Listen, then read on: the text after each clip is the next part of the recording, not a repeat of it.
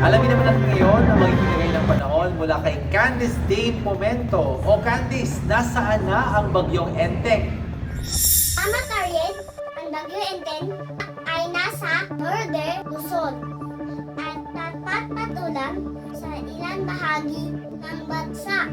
Sa ngayon, 4 na lugar na may storm warning signal. Ilocos Norte, Ilocos Sur, Union at Abra. Ahataking ang bagyo ang habagat. Magpapaulan sa dalawang bahagi ng bansa. Wednesday ay labas na par ang bagyo Enteng. Natuno sa China. At yan muna, dahil lamihan tanong, ako po si Consistent Momento. Sasabing, ingat ka Panilya. Balik sa'yo, Ariel. Salamat sa magaling mong report, Candice, at ingat ka